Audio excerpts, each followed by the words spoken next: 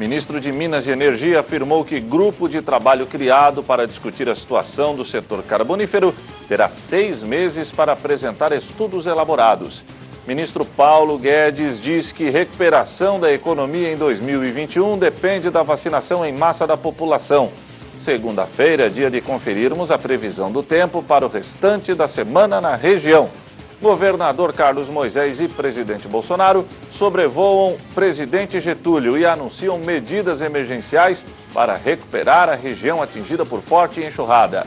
Deputados estaduais destacam grandes serviços prestados pelas igrejas evangélicas durante a pandemia no estado. Governo de Mato Grosso do Sul sai na frente e reserva 150 mil doses de vacina anti-Covid para funcionários da indústria. E no esporte, Próspera vence o Hercílio Luz e se sagra campeão catarinense da segunda divisão. As principais notícias do dia você confere a partir de agora. No ar pela TV Primavera de Criciúma, Informe Região.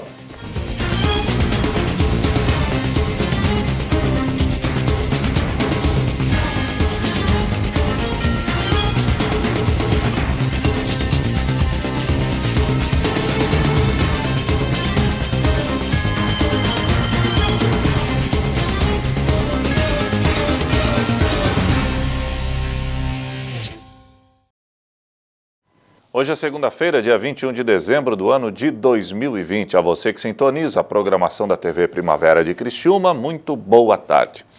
Bento Albuquerque, ministro de Minas e Energia, afirmou que o grupo de trabalho criado para discutir a situação do setor carbonífero, que visualiza a crise com o possível fechamento da termoelétrica Jorge Lacerda em Capivari de Baixo, terá 6 meses para apresentar estudos elaborados. Confira na reportagem.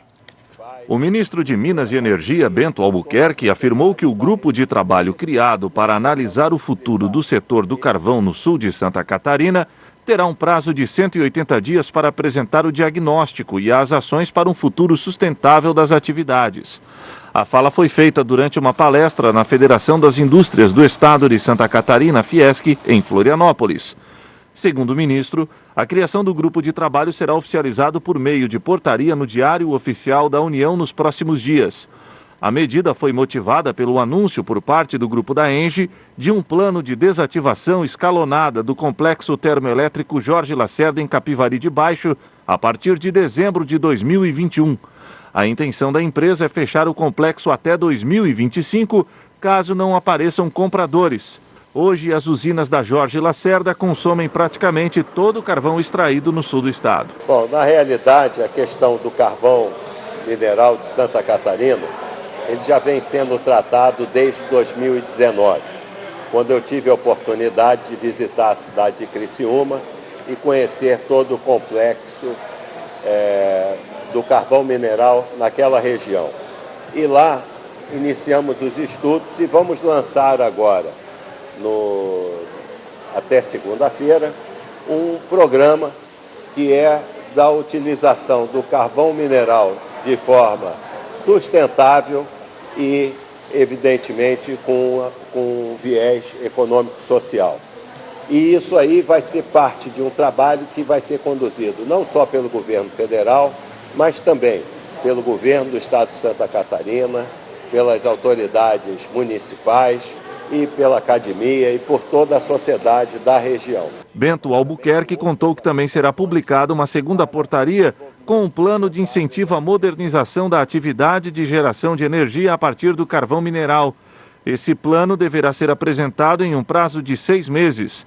Segundo o ministro, a matriz termoelétrica consta no Plano Nacional de Energia como uma fonte reguladora que amplia a segurança energética, provendo aproximadamente 2% da oferta. É uma portaria que vai estudar particularmente a situação das termoelétricas localizadas nessa região.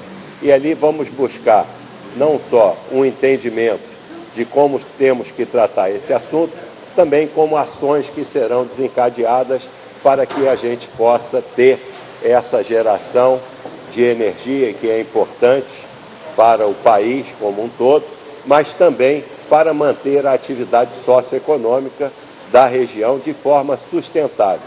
Essa palavra sustentável é muito importante, para que nós não temos que retornar de tempos em tempos para tratar desse tema. O ministro mais uma vez reafirmou que a geração de energia através do carvão mineral faz parte dos planos do governo federal. O carvão, a geração termoelétrica a carvão mineral, ela está dentro dos nossos planos energéticos, os planos decenais e os planos de 30 anos, e ela deverá ter uma participação que tem hoje em dia, e isso se manterá de forma sustentável ao longo do tempo. O ministro ainda revelou que em 6 meses a intenção é divulgar o resultado dos estudos que serão feitos pelo grupo de trabalho formado, que reúne lideranças nacionais, estaduais, regionais, além de representantes do setor e da sociedade. Por isso que nós criamos esse grupo de trabalho, que terá 180 dias para apresentar os resultados, as ações que deverão ser empreendidas, e é um trabalho que não é por parte só do governo federal, do Ministério de Minas e Energia. Isso envolve outros órgãos no nível federal, por exemplo, Ministério de Meio Ambiente, Ministério da Economia e a própria coordenação política do governo, como também as autoridades estaduais e municipais. Então, esse grupo de trabalho, ele vai trabalhar nesse sentido para apresentar as ações que terão que ser empreendidas. A geração termoelétrica é importante e nós temos que aproveitar as características regionais das fontes energéticas que o país possui. E no caso de Santa Catarina, como do Paraná e do Rio Grande do Sul, o carvão mineral tem uma relevância grande. O ministro Paulo Guedes fez um balanço de 2020 e projetou a economia para o ano que vem.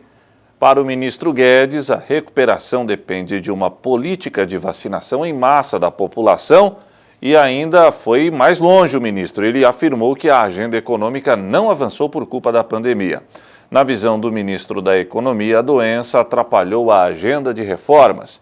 Depois da reforma da Previdência, todos os temas estruturais defendidos pela equipe econômica do governo federal não avançaram no Congresso. Em Brasília, nesta sexta-feira, o ministro da Economia, Paulo Guedes, fez um balanço dos investimentos e programas de socorro desenvolvidos pela pasta ao longo de 2020. O auxílio geral, considerando rolagem de dívida, não pagamento de juros, não pagamento de amortizações, chegou a quase 190 bilhões para estados e municípios, embora esse impacto primário tenha sido apenas 60 bilhões. Então, o primeiro combate foi exatamente para as camadas mais vulneráveis da população. Guedes garantiu ainda que o auxílio oferecido pelo governo federal às empresas e a medida provisória que reduziu jornadas garantiram a manutenção de todos os empregos formais no Brasil. O ministro explicou que as vagas fechadas no começo da pandemia estão sendo reabertas e o saldo deverá ser zerado. Lançamos um programa de benefício emergencial às empresas.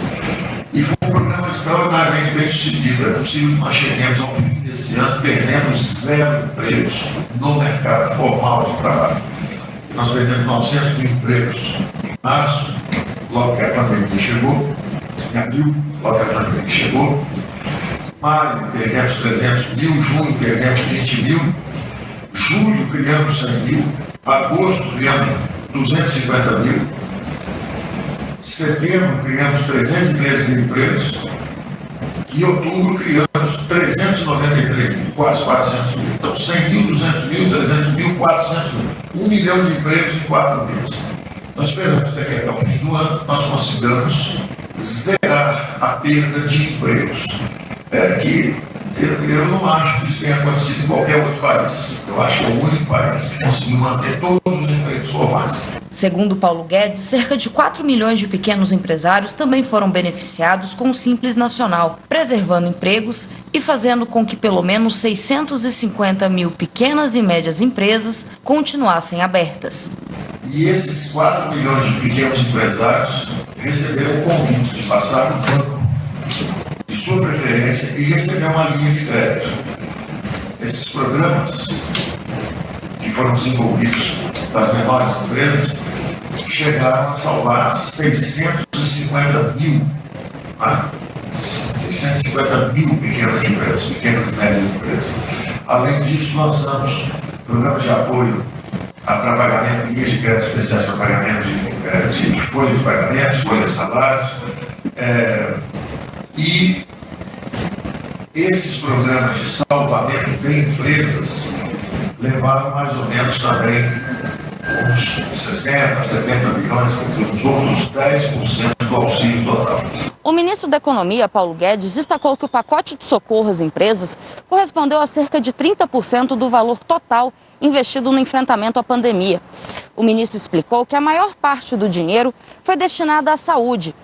Para Guedes, a parte mais importante da pandemia ainda está por vir, com a campanha nacional de vacinação, que deverá custar cerca de 20 bilhões de reais, já destinados ao Ministério da Saúde, através de medida provisória publicada nesta quinta-feira. A maior parte da ajuda foi efetivamente para a saúde e preservação de vidas dos brasileiros, 55% a 60% dos recursos foram nessa direção, diretamente, indiretamente mais uns 20%, ou seja, quase 70% para preservar vidas, salvar vidas, e os outros 30% entre crédito e para preservação de empresas e preservação de empregos. Foi um benefício emergencial. Essa luta não foi vencida, não está encerrada.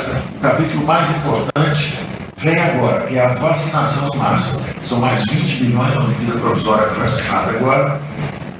São mais 20 bilhões para a vacinação em massa dos brasileiros. O ministro explicou ainda que a economia chegou a reagir após o pico da pandemia, mas pode ser novamente atingida diante da volta do crescimento do número de mortes pela Covid. Nós estamos analisando agora se é um repique ou se é uma segunda onda. O repique nós saímos de celebração, até pelo sucesso, porque as mortes tinham caído de 1.300, 1.400 por dia, chegaram a 600, 500, 400, 200, quer dizer, aparentemente nós estamos vencendo o vírus. Naquele momento pode ter havido um afrouxamento geral do distanciamento social, uma volta que não fosse segura ao trabalho e os casos podem ter subido num repique. Se esse for o caso, com cuidados nós vamos derrubar essa onda de novo. Se fosse uma segunda onda, uma versão diferente do vírus ou alguma coisa que nós não estamos compreendendo até o momento, aí seria uma situação bem mais grave. Paulo Guedes definiu 2020 como um ano difícil, mas elogiou a postura da população diante das dificuldades enfrentadas. Foi um ano extremamente difícil, elogiável a resiliência do povo brasileiro durante toda essa pandemia. A seguir, governador Carlos Moisés e o presidente Bolsonaro sobrevoaram a cidade de Presidente Getúlio e anunciaram medidas emergenciais para recuperar a região atingida por forte enxurrada.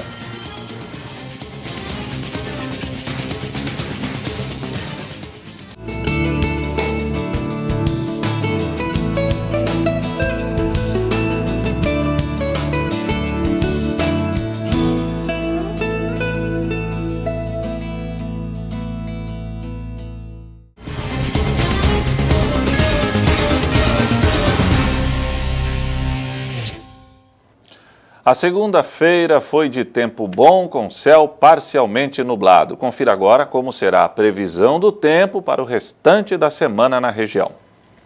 Amanhã, terça-feira, o dia será nublado, mas apesar das nuvens que permanecerão na região, não há previsão de chuva.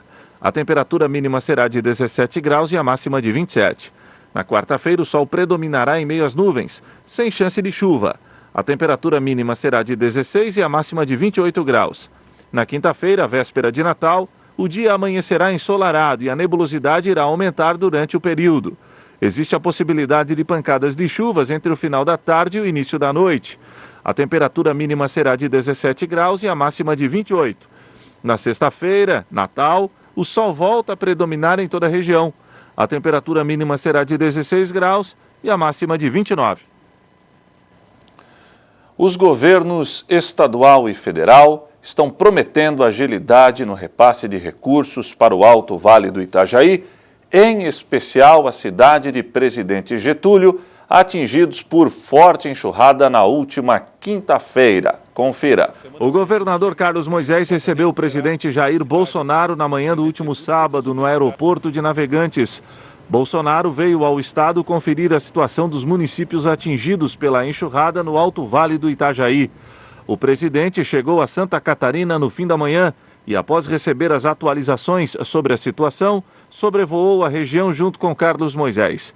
Segundo o governador, Jair Bolsonaro assegurou que o governo federal, via Ministério do Desenvolvimento Regional, continuará oferecendo apoio no atendimento às vítimas e na elaboração dos planos de trabalho para a mitigação dos danos. Bom, nós sobrevoamos a cidade de Presidente Getúlio, também Ibirama, Rio do Sul, com o presidente Jair Bolsonaro no dia de hoje.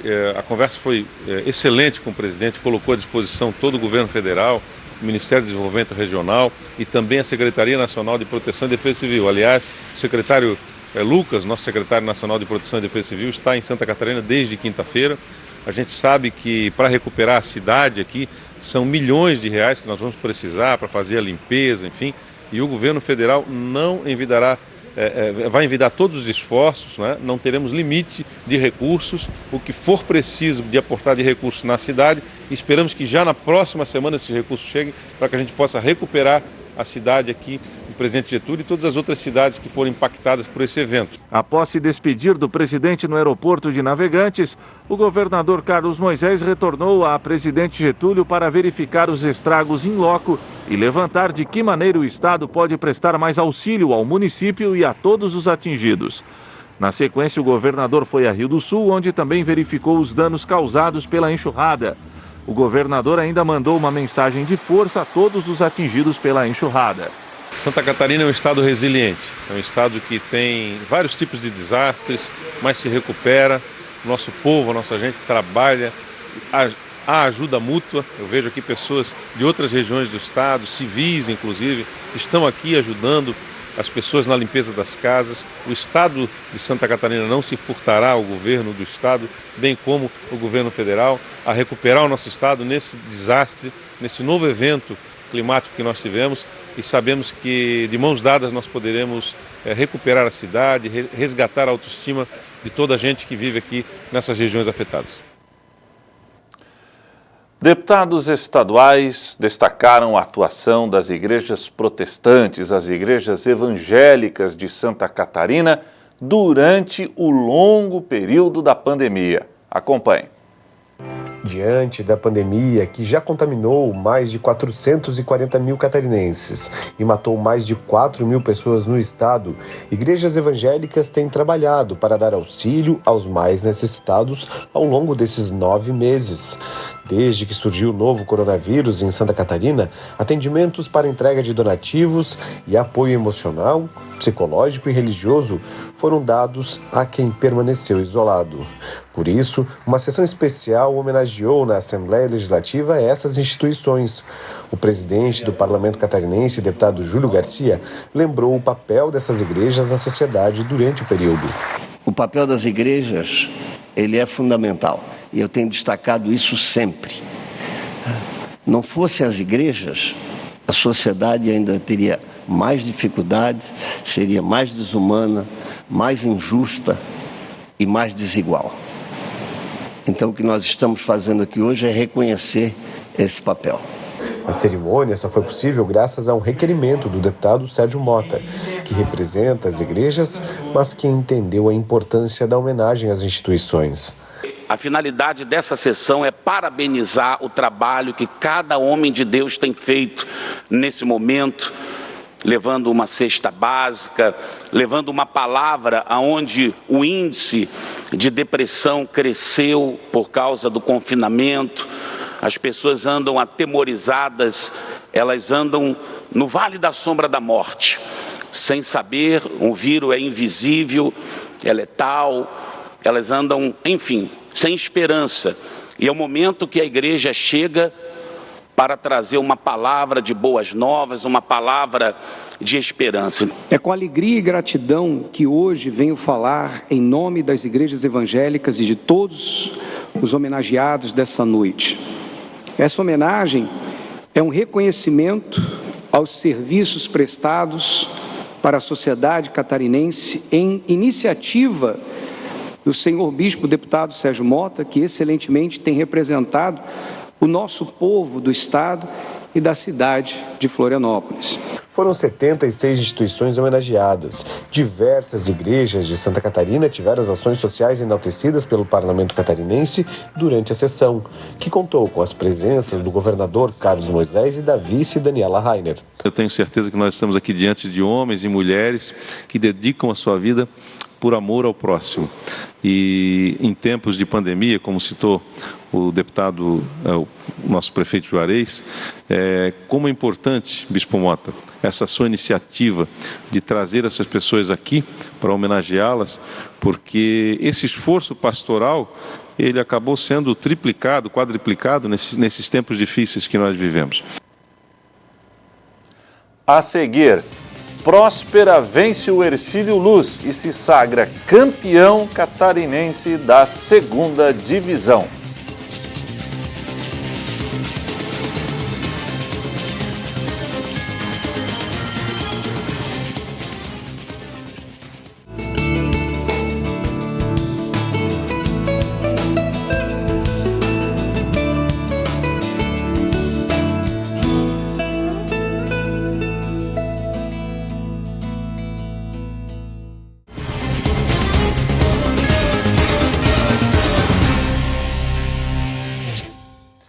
E começam a pipocar por todo o país notícias de chegadas de vacina e de planos de vacinação contra a Covid-19. Uma delas vem do governo do Mato Grosso do Sul, que acabou saindo na frente e acabou reservando 150 mil doses de vacina contra o coronavírus para o setor industrial.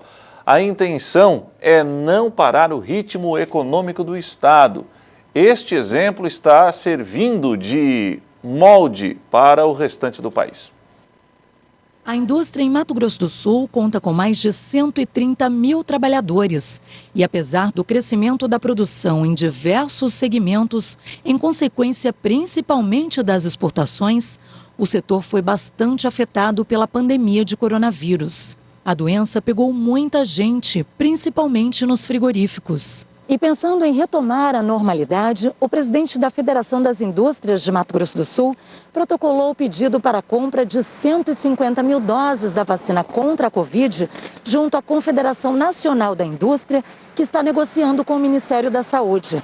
A vacina escolhida é da Pfizer, que já está sendo aplicada no Reino Unido, nos Estados Unidos e no Canadá, além de ter sido aprovada para uso em pelo menos outros 10 países. A divulgação é feita de um modo geral. Então, o governo se compromete a vacinar os idosos, os trabalhadores que estão na saúde, depois os indígenas.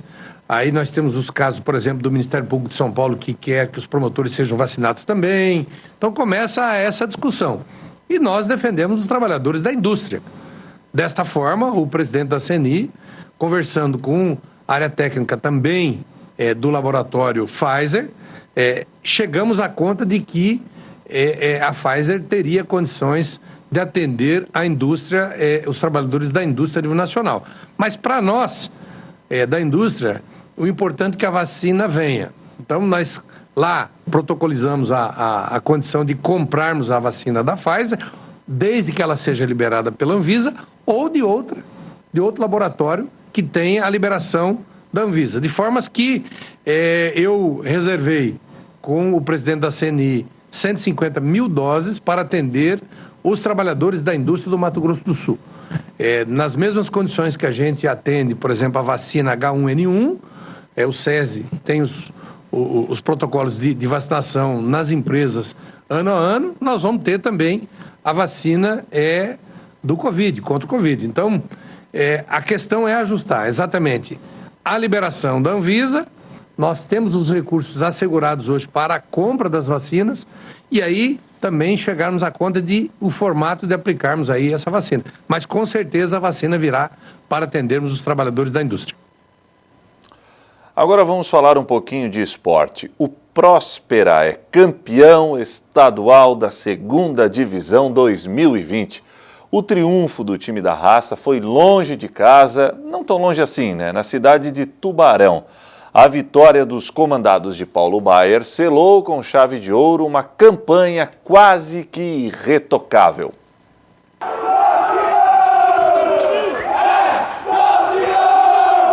A festa do Próspera começou no gramado do estádio Aníbal Costa, em Tubarão, e posteriormente ganhou as ruas de Criciúma.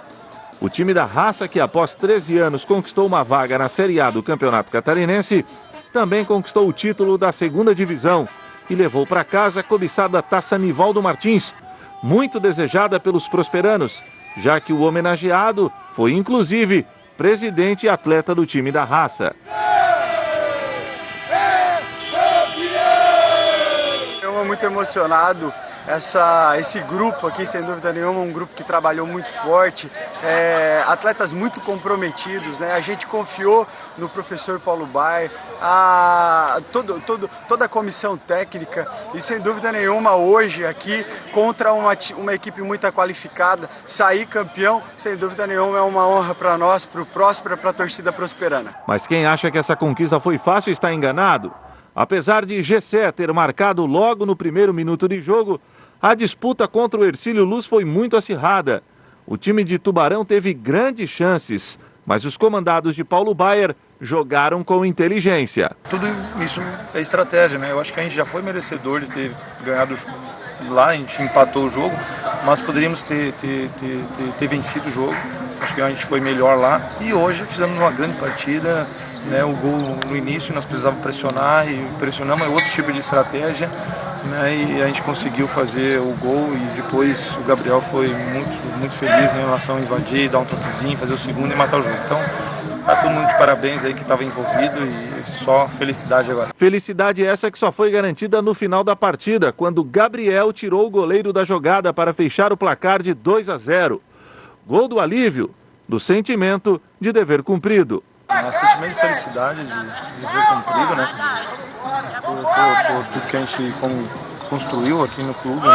A gente montou esse clube praticamente do nada, né? Que estava em 18, a gente construiu e agora com essa construção, com chegadas de outras pessoas que agregaram e deram toda a oportunidade para nós trabalhar. Agradeço principalmente ao torcedor que confiou em mim, né? Que queria que eu fizesse parte disso.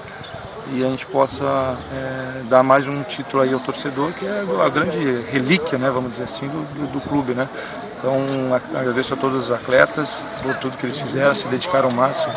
A diretoria que não mediu esforços em relação a contribuir em relação à alimentação, sono, viagem antes, né, que a gente não tinha. Então, isso tudo agregou para esse título. Então, estou muito feliz, satisfeito e, em primeiro lugar, campeão é sempre muito bom. Agora é aproveitar merecidamente, diga-se de passagem, o título, mas sem muita festa, até porque a Série A começa em fevereiro e o time da Raça vai ter que estar preparado para enfrentar os gigantes do futebol de Santa Catarina.